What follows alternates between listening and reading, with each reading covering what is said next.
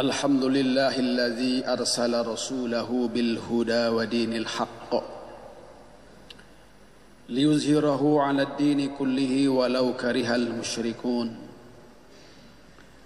أشهد أن لا إله إلا الله وحده لا شريك له وأشهد أن محمدا عبده ورسوله لا نبي بعده اللهم صل وسلم وبارك على سيدنا وحبيبنا ومولانا محمد وعلى آله وأصحابه أجمعين أما بعد فيا أيها المسلمون اتقوا الله حق تقاته ولا تموتن إلا وأنتم مسلمون قال الله تعالى في القرآن الكريم أعوذ بالله من الشيطان الرجيم كل نفس ذائقة الموت وإنما توفون أجوركم يوم القيامة فمن زحزح عن النار وأدخل الجنة فقد فاز وما الحياة الدنيا إلا متاع الغرور. Hadirin kaum muslimin rahimakumullah. Allah subhanahu wa ta'ala menggambarkan ucapan orang-orang yang telah mendapatkan surga Allah subhanahu wa ta'ala. Mereka senantiasa berkata, Alhamdulillahilladzi hadana lihada wa ma kunna linahtadiya laula an hadanallah. Segala puji bagi Allah yang telah memberikan kita hidayah. Surga inilah hasil daripada hidayah Allah. Wa ma kunna linahtadiya laula an hadanallah. Tentu kita tidak akan memperoleh petunjuk dan hidayah kalau bukan karena petunjuk dan hidayah Allah subhanahu wa ta'ala. Kita bisa melaksanakan sholat Jumat, menanggalkan kesibukan dunia sejenak. Ini bukan karena kekayaan kita. Karena makin banyak orang kaya, makin lupa terhadap ibadah. Makin susah melaksanakan kakinya untuk melaksanakan sholat berjamaah. Kita bisa melaksanakan panggilan Allah, sholat Jumat berjamaah sekaligus kebutuhan kita, bukan karena jabatan kita. Karena makin banyak orang yang dikasih oleh Allah jabatan, justru makin susah melaksanakan ibadah, makin sulit melaksanakan kekhusyuan, kenikmatan ketika melaksanakan ibadah kepada Allah. Hadirnya kita di sini bukan karena ilmu kita, bukan karena pengetahuan kita. Makin banyak orang menjadi sarjana, orang-orang menjadi pintar, tapi tidak bisa melaksanakan ibadah dengan baik sebaik-baiknya, sesuai dengan tuntutan Allah dan Rasulnya. Alhamdulillah, kita dikasih hidayah oleh Allah subhanahu wa ta'ala.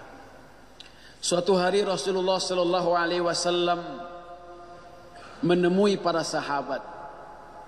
Ada di antara sahabat yang berdoa kepada Allah, Alhamdulillahilladzi hadani lil Islam wa ja'alani min ummati Muhammadin sallallahu alaihi wasallam. Sahabat itu berdoa, ya Allah, segala puji bagi Allah yang telah memberikan hidayah kepada saya sehingga saya menjadi orang yang Islam.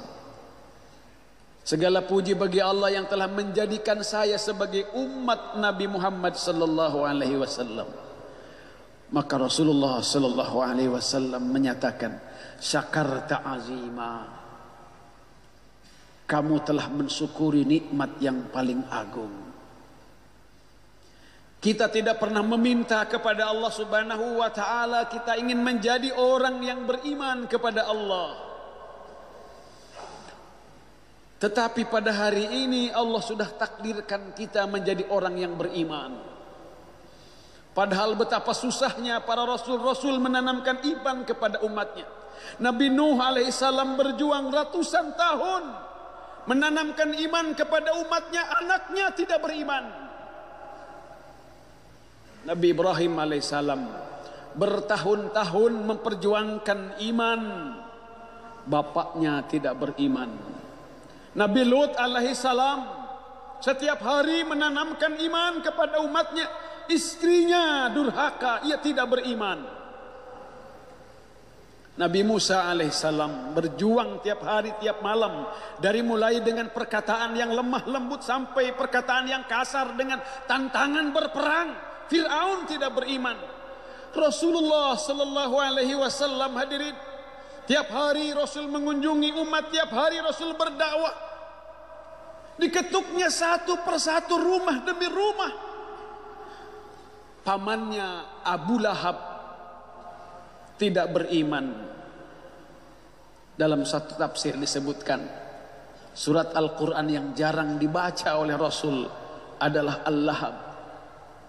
Dan para sahabat pun tidak berani membaca surat Al-Lahab di hadapan Rasulullah sallallahu alaihi wasallam, karena Rasul bersedih pamannya sendiri, uaknya sendiri tidak beriman. Hadirin, ada berita yang sangat-sangat menarik buat orang-orang yang beriman. Rasulullah sallallahu alaihi wasallam menyatakan bahwa orang yang paling pintar di antara orang-orang yang mukmin adalah aksaruhum zikran lil maut, yaitu adalah orang-orang beriman yang paling sering mengingat kematian. Wa asyaddu istidadan lil maut, dan mereka adalah orang-orang yang paling banyak mempersiapkan kematian.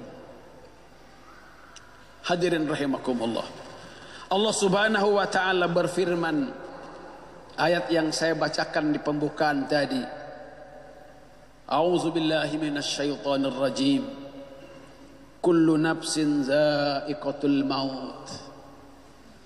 Setiap yang bernyawa pasti akan merasakan yang namanya mati. Ini berita yang tidak bisa dipungkiri. Dan kita orang-orang yang beragama, orang-orang yang beriman, sangat yakin, seyakin-yakinnya bahwa kehidupan yang sesungguhnya adalah kehidupan setelah kematian. Berita tentang adanya hidup setelah mati, adanya pembalasan baik dan jelek, surga dan neraka, ini bukan impian, ini bukan ramalan. Sekarang kita berkata bahwa dunia adalah kenyataan, akhirat adalah cerita. Sebentar lagi hadirin, kita akan berkata dunia hanya cerita, akhirat yang jadi nyata. Hadirin rahimakumullah, kehidupan sesungguhnya adalah setelah kematian. Mati adalah hidup.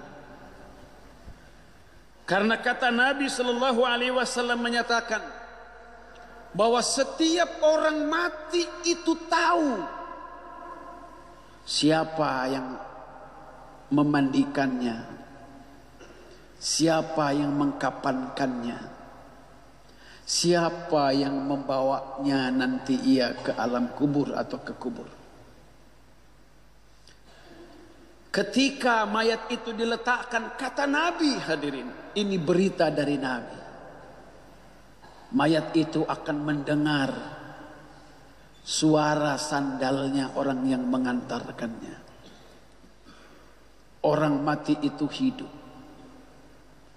Ketika hadirin, orang mati yang akan kita alami, semuanya kita akan memasukinya pintu kematian itu. Kalau ia baik, maka semua amal kebaikannya akan menjadi nyata. Dan fisik yang kita gunakan nanti adalah bukan fisik yang sekarang ini, tapi fisik casing dan body yang dibentuk oleh Allah dari amalan kita. Sekarang boleh ada orang yang bertanya, buat apa kita sholat, buat apa kita zikir, buat apa kita puasa, buat apa kita beribadah dan beribadah. Sekarang kita tidak bisa menjawabnya. Seperti halnya katanya seorang bayi bertanya ketika ia berada di perutnya, buat apa mata? Kalaupun dikasih tahu mata buat melihat, ia akan mengatakan, melihat apa di dalam kegelapan perut? Ketika diterangkan, ini adalah tangan-tangan untuk bekerja, ini adalah kaki-kaki untuk berjalan, apa mengertinya anak yang ada di perut ibu? Tetapi ketika mereka keluar dari alam rahim menuju alam dunia ini, baru tahu manfaatnya mata, baru tahu manfaatnya kaki dan tangan. Gratis dari Allah Subhanahu wa ta'ala. Kita bertanya, apa sekarang manfaatnya kita berkumpul? Apa manfaatnya kita sholat? Jawabannya bukan di sini, hadirin. Ketika kita nanti sudah keluar dari alam dunia ini menuju alam akhirat yang diawali dengan alam kubur, hadirin, baru kita akan tahu apa sesungguhnya artinya sholat, artinya baca Quran, artinya zikir dan lain-lain sebagainya. Bagi orang yang beriman, hadirin, banyak kesempatan rahmat Allah Subhanahu wa ta'ala yang Allah kasihkan kepada kita. Kita tidak tahu di mana dan kapan kita akan mati. Rasulullah sallallahu alaihi wasallam memberikan kabar gembira, hadirin. Katanya tidak ada seorang mukmin yang kalau ia meninggal pada hari Jumat atau pada malam Jumat, illa waqahullahu fitnatal qabri, kecuali Allah akan jauhkan dia daripada siksanya kubur. Bisakah kita meninggal pada hari Jumat atau pada malam Jumat? Tidak ada yang tahu. Makanya hadirin rahimakumullah, Allah Subhanahu wa ta'ala mempersilahkan kepada seluruh manusia, silahkan kalian wahai hamba-hambaku, kalian mau tidak mau beribadah kepadaku, kalian mau maksiat kepadaku, silahkan, asal kalian jangan hidup di bumiku. Di mana kita akan tinggal kalau tidak di bumi Allah? Silahkan kalian mau maksiat, silahkan kalian tidak mau ibadah kepadaku. Jangan kalian memanfaatkan apa yang telah aku sediakan. Air manusia tidak bisa menciptakan, api manusia tidak bisa membuat, udara manusia tidak bisa mencipta. Silahkan, kata Allah, kalian maksiat. Jangan menggunakan airku, jangan menggunakan udaraku, jangan menggunakan apiku. Bisakah kita hidup tanpa air, tanpa udara? Kata Allah, silahkan kalian, kalau memang mau maksiat silahkan maksiat. Tapi kalau mati nanti baca la ilaha illallah. Nabi sallallahu alaihi wasallam bersabda, siapa saja orangnya kalau di akhir hayatnya membaca la ilaha illallah, masuk surga. Wa in zana wa in saraka, walaupun dia berzina, walaupun dia mencuri. Bisakah kita menjamin ketika kita di akhir hayatnya kita membaca la ilaha illallah? Tidak ada, kecuali dengan hidayah Allah Subhanahu wa ta'ala, kecuali dengan rahmat dan anugerah Allah Subhanahu wa ta'ala. Betapa bahagianya, kata Nabi, tidak ada seorang mukmin, ma min muslimin yamutu fayusalli alaihi salasatu supupin minal muslimin illa aujaba. Tidak ada seorang mukmin pun yang meninggal dunia kemudian disolatkan oleh 3 baris saf orang yang solat, aujaba. Kata Nabi, aujaba, pasti ia akan mendapatkan surga Allah Subhanahu wa ta'ala. Kita pun tidak tahu siapa yang akan menyolatkan kita nanti. Rasulullah SAW bersabda, ma min rajulin muslimin yamut fayaqumu ala janazatihi 40 rajulan la yusyrikuna billahi syai'a illa syafa'ahumullahu fih. kalau ada orang muslim meninggal dunia hadirin, terus disolatkan oleh 40 orang yang tidak musyrik kepada Allah, yang betul-betul mukmin, bukan munafik, bukan musyrik, maka ia akan memberikan syafaat untuk orang yang meninggal itu. Siapa yang akan menyolatkan kita? Nabi sallallahu alaihi wasallam bersabda, "Ma min muslimin yamutu fa yashhadu lahu salasatu ahli abyat. Qad qubiltu alaikum, qad qubiltu ilmakum fihi wa ghafartu lahu ma la ta'lamun." Kata Nabi sallallahu alaihi wasallam, kalau ada orang mukmin meninggal kemudian disaksikan, diucapkan, diberitakan, diobrolkan oleh keluarganya, oleh tetangganya, kebaikannya, maka pasti Allah akan mengampuninya. Dalam satu riwayat, wajabat. Sahabat bertanya, ya Rasul, apa itu wajabat? Surga. Surga. Kita tidak tahu itu semua. Bagaimana kata Rasul sallallahu alaihi wasallam hadirin? Banyak, ratusan, ribuan, mungkin jutaan orang hadirin. Orang-orang mukmin yang meninggal dunia kemudian disiksa di alam kuburnya. Tetapi oleh Allah dibebaskan siksa alam kuburnya, dimasukkan ia ke dalam ampunannya, diberikan rahmat oleh Allah Subhanahu wa taala dengan istighfarnya dan doanya orang-orang yang hidup, yang seiman, yang seagama hadirin. Jutaan orang itu. Apalagi kalau seorang ibu, seorang bapak meninggal dunia hadirin. Orang yang meninggal dunia, kalau ibu dan bapaknya, sementara ia punya anak, bakal ia sedih sesedihnya kalau anaknya tidak mau mendoakan dan tidak mau membebaskan ibu bapaknya dari siksa alam kubur hadirin. Kenapa? Karena doanya diajarkan oleh Allah. Sampainya dan bisa membebaskan daripada siksa kuburnya disampaikan oleh Rasulullah sallallahu alaihi wasallam. Betapa ruginya kalau kita punya anak, kita sekolahkan, kita urus, kita kuliahkan sampai tinggi-tinggi, kita mati disiksa oleh Allah di alam kubur. Anak tidak mampu membebaskan kita dengan doanya, dengan ibadahnya, dengan amal solehnya. Rugi kita, rugi hadirin. Rugi kita, rugi. Nasihat ini untuk saya khususnya dan juga untuk kita semua hadirin. Terakhir saya sampaikan, ada kaul ulama yang mengatakan ada dua kerugian yang sangat-sangat akan dirasakan rugi oleh kita semua. Yang pertama adalah lelaki yang tidak pernah sholat ke masjid ketika hidupnya, tapi pas matinya ia masuk ke dalam masjid untuk disolatkan. Sedih sesedihnya. Yang kedua, para wanita yang tidak pernah menutup aurat ketika hidupnya. Ketika matinya ia menutup aurat dengan sempurna dengan kain kafannya. Ini kesedihan dan kesedihan hadirin. Allahumma a'inna ala zikrika wa syukrika wa husni ibadatik. Ya Allah, bantu kami semuanya agar kami bisa betul-betul melaksanakan ingat dan ibadah kepadamu sebaik-baiknya. Bantu kami, tolong kami ya Allah agar kami bisa bersyukur kepadamu dengan sebaik-baiknya.